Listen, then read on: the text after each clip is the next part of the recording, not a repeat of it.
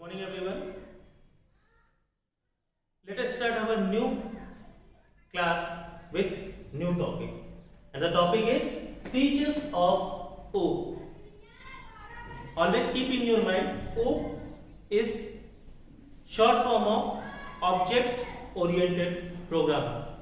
So O, you have to always be in touch of it, because every time I am not going to speak object oriented programming. Sometimes I will say OO, so don't be confused. It is object oriented programming. Now, features of object oriented programming. What are the features in which this particular language exists? The features are abstraction, encapsulation, inheritance, and polymorphism. Now, one by one I will explain you all, but to understand this, you have to keep your book with you all. Then you will get more understanding regarding these topics, because this is the main part of Java. Okay, so let us start our today's class with abstraction. What is abstraction? Abstraction is, simply we can say, it is an act or it is a feature in which, without giving the background details of our anything, we are just giving the material of which they are used. Okay, I think it is a technical term, you are not able to understand. Let me make you more understand. It is the essential features, means it is an essential feature of Java in which, without giving the background detail of our anything, we are just giving the used item. What is the use of the user? We are just giving that information. If I talk about one example, let us understand with one example, a real world example. What it is?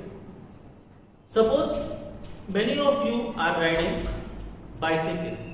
Okay, I think most of you are riding bicycle. Now see, bicycle.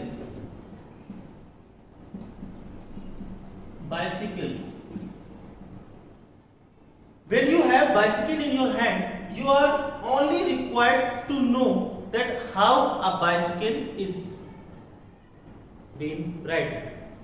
Am I right? Bicycle riding is the main focus of yours.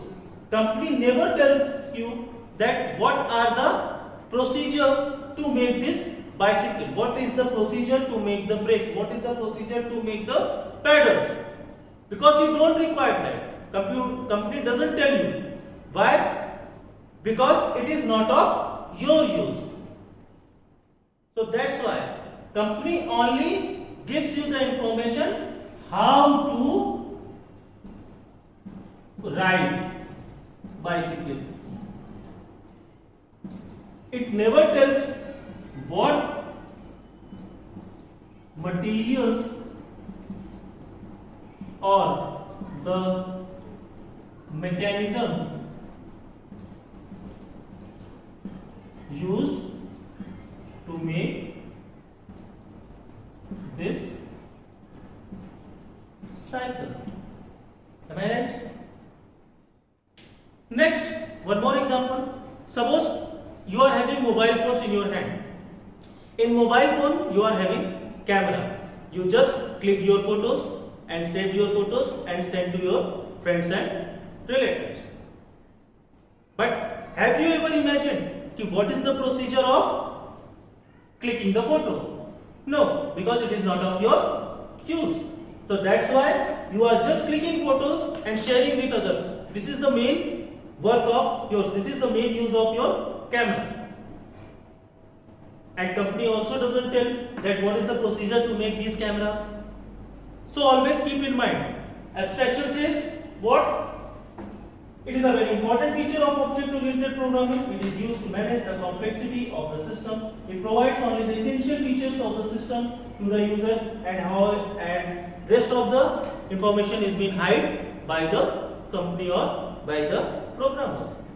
Okay. So always keep in mind. See, what is the abstraction? It is the important feature of object-oriented programming in which it gives the details only the users as much it is required, and the remaining background details is being hidden by this particular feature of Java. Now next one, encapsulation. Encapsulation means the wrapping up of data into a single unit. If I say this is the smallest definition for encapsulation, but if we talk about the bookish language, then the wrapping up of data and function into a single unit, that is known as encapsulation.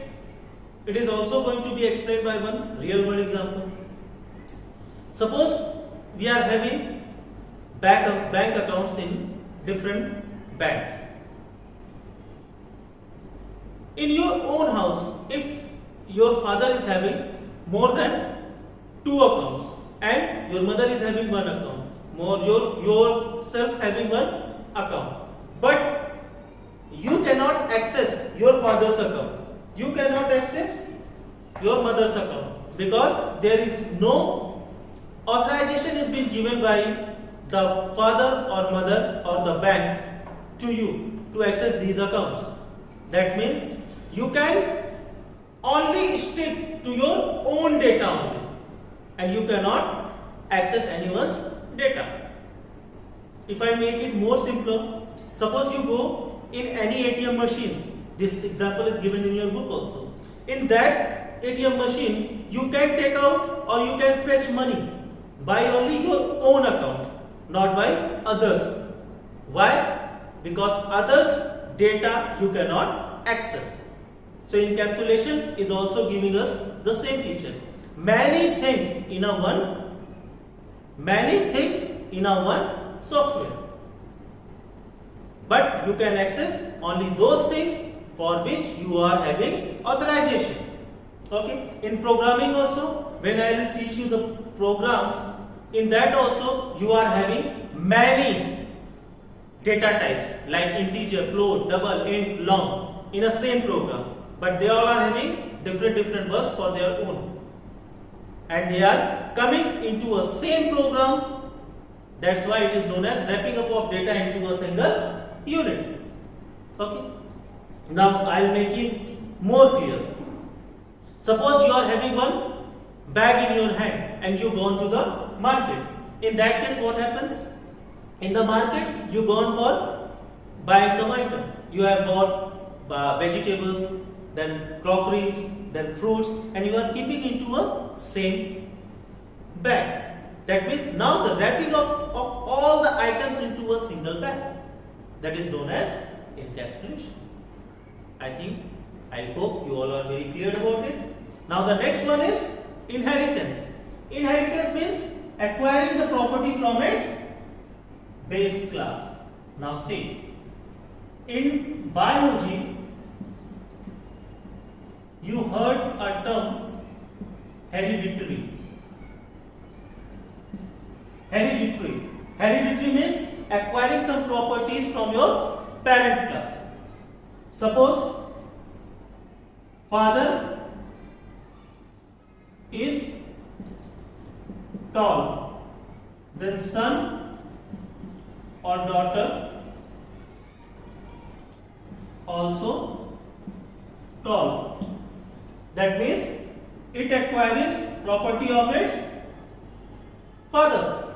Here son or daughter acquiring the property of his father. That means whenever we are acquiring some properties from our parent class, that is known as inheritance. If I give you a real world example of this, so animals, if we talk about the animals, then what happens? Animals are categorized into 3 types: herbivores, carnivores and omnivores. Now herbivores animals are what? They are pure vegetarians. Carnivores, they are pure non-vegetarians, and omnivores, they are vegetarian as well as non-vegetarian. But they all are acquiring the property of animal from its base class. Okay, from its base class. I'll give you one chart for this. See, this is my class, that is animal. Then in this, three types: herbi, carni, and omni. Bose.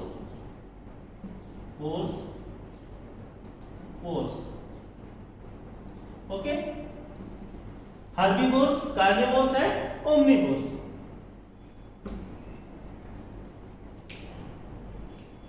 Pure veg, non-veg, both. That means veg and non-veg pure. But here you can see animal, this is also animal, this is also animal, and this is also animal. That means the animals are acquiring the property of these herbivores, carnivores, and omnivores acquires the property of animals over from here. How you can say? Herbivores also have 4 legs, 1 nose, then all the features of animals. Same here and same here. But their properties may be different. They can eat only grass and fruits, carnivores only flesh, and omnivores both. So here we can say that all animals are acquiring properties from their base class, and base class is what? Animals. In inheritance in programming also, there is one superclass or base class from where it acquiring some properties. Base class is there, or it is also known as superclass, from where we are acquiring some properties, and after it acquiring properties, this class will be known as derived class, because it is deriving some properties from its base class. So here it is known as inheritance. Inheritance coming to our existence. So this is the third feature of OOP. Now the last feature is polymorphism. Polymorphism. Poly means many. It is used for many purposes. One name having different verb. For example, if we talk about the polymorphism, we are having many examples like cricket, then bat, and then duck.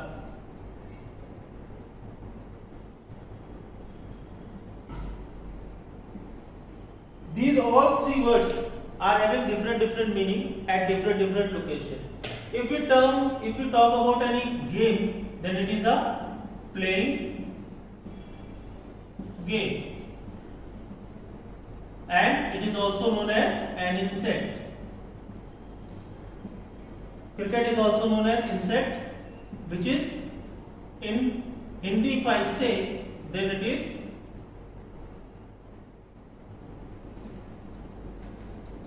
Jhingur.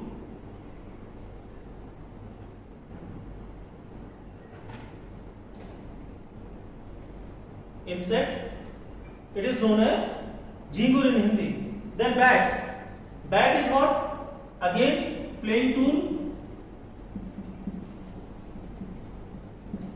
And one bird, that is chamgadar. And duck, zero in cricket term. And duck is also a bird, that means button. So here we can say one name having different work. Cricket, for what purpose we have used? No idea. Bat, for what purpose we have used? No idea. Duck, for what purpose we have used? No idea. So this is the things. So these things are used for what? For different purpose, and we don't know. Suppose in the class of mathematics I say that find the volume. Now volume for what? Volume of cube, cuboid. You are not knowing. If I say that you have to find out the volume of cube, you have to find out the volume of cuboid, then in that case you can find out. So always keep in mind, whenever polymorphisms come into existence, that means one name having different work. And to overcome with this problem in the programming, polymorphism is being used. That means one name having different work. That means we will have to change the signatures of the item. How? See.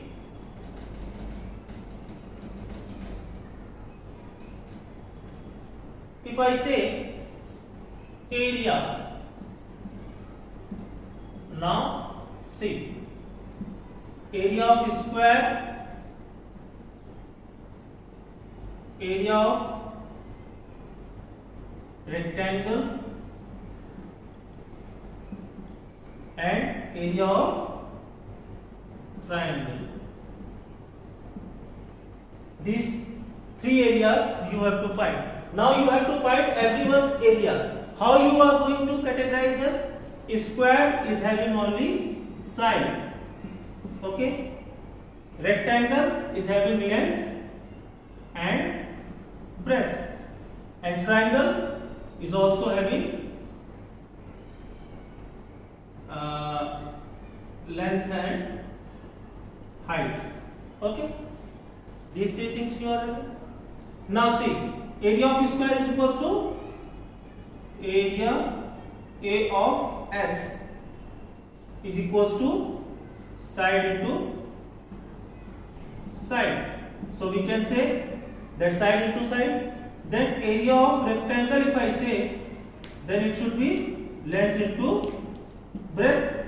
Here also you can say the signature is different. Now if I talk about area of triangle, then half into base into height. Sorry, here length not required, base. Half into base into height. So you see, all are areas, but their signatures are different. Here side is required, here length and breadth is required, here base and height is required.